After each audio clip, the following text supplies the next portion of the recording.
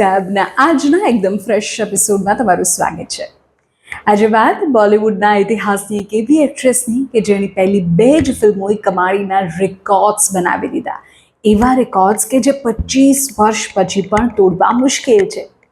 વર્ષ 2000ની સાલમાં રિતિક રોશન સાથે તેણે કહો કહો ના પ્યાર હૈ. 2001માં સની દેઓલ સાથે ગદર એક પ્રેમ કથા કરી.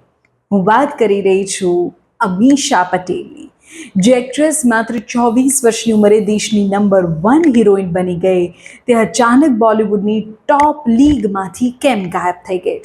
તેની લાઈફમાં એવો કયો વળાંક આવ્યો કે તેણે પોતાના જ સગા માતા પિતા પર 12 કરોડના ફ્રોડનો કેસ કરવો પડ્યો?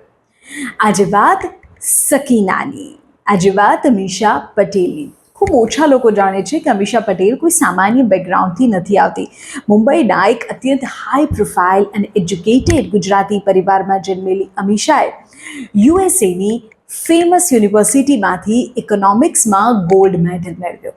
લંડનમાં મોર્ગન સ્ટેનલી જેવી મોટી કંપનીમાં ફિનાન્શિયલ એનાલિસ્ટની જોબ છોડી ભારત આવી. પપ્પાના ફ્રેન્ડ રાકેશ રોશને તેને રિતિક સામે લોન્ચ કરી અને આખો દેશ તેના પર ફિદા થઈ ગયો. એ પછી ગદરની સકીના તરીકે તો તેણે ઇતિહાસ રચી દીધો. 2002માં આવેલી હમરાઝ માટે તેને બેસ્ટ એક્ટ્રેસનું નોમિનેશન મળ્યું. તે સમયે એવું લાગતું હતું કે અમીષા હવે બોલિવૂડ પર આગામી 10 વર્ષ સુધી રાજ કરશે. પણ આ માત્ર વાવાઝોડા પહેલાંની શાંતિ હતી. અમીષાના પતનની શરૂઆત ફિલ્મોથી નહીં પણ તેના ઘરથી થઈ તે ખૂબ ઓછા લોકો જાણે છે. 2004માં અમીષા એક એવો ધડાકો કર્યો કે જેણે આખી ઇન્ડસ્ટ્રીને ચોંકાવી દીધી. તેણે પોતાના જ પિતા અમિત પટેલ પર આરોપ લગાવ્યો કે તેણે અમીષાની મહેનતના 12 કરોડ રૂપિયા ખોટી જગ્યાએ વાપરી નાખ્યા અને આ પૈસાની હેરાફેરી કરી. વાત એટલી હદે બગડી કે અમીષાએ પોતાના પિતાને લીગલ નોટિસ મોકલી, કોર્ટમાં ખેંચ્યા અને પરિણામે તેના પરિવારે તેને ઘરમાંથી કાઢી મૂકી. વાત માત્ર ફેમિલી ડ્રામાની નહોતી.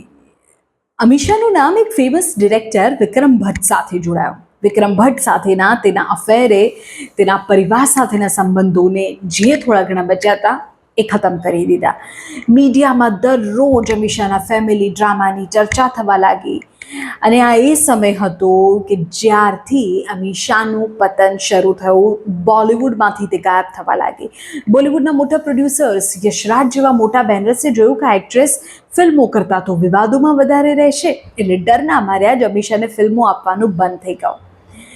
મોટા બેનર્સે સાઇડલાઇન કરી દીધા બાદ અમીષાએ પોતાના કરિયરને બચાવવા ખૂબ મહેનત કરી, પણ જે ફિલ્મો કરી તેમાં લાલ પિયાઝો, ચતુસી, 2 સ્ટાર જેવી સી ગ્રેડ અને ફ્લોપ ફિલ્મો હતી.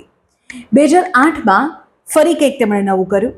થોડા પેર થોડા મેજિક પિક્ચર આવ્યું, જેમાં લેઝી લમ્હે નામનું એક ગીત હતું અને તેમાં અમીષાએ બિકિની લુક અપનાવી કમબેક કરવાનો ટ્રાય કર્યો, બટ અગેઇન દર્શકોએ તેને નકારી કાઢી. અમીષાની મુશ્કેલીઓ અહીંથી જ ન અટકી. વર્ષ 2019માં ઝારખંડના એક ફિલ્મ પ્રોડ્યુસરે અમીષા વિરુદ્ધ 2.5 કરોડની છેતરપિંડી અને ચેક બાઉન્સનો કેસ કર્યો. વારંવાર કોર્ટમાં હાજર ન રહેવાને કારણે રાંચી કોર્ટે તેની સામે વોરંટ જાહેર કર્યું. અમીષાએ કોર્ટમાં જઈને સરેન્ડર કરવું પડ્યું.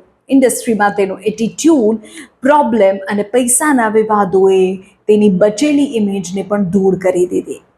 પણ ફરી આવ્યો 2023નું એ લકી સમય તેના માટે કે જ્યારે ગદર 2 આવી અને આ ગદર 2 બોક્સ ઓફિસ પર બ્લોકબસ્ટર એ આપણે જાણીએ છીએ.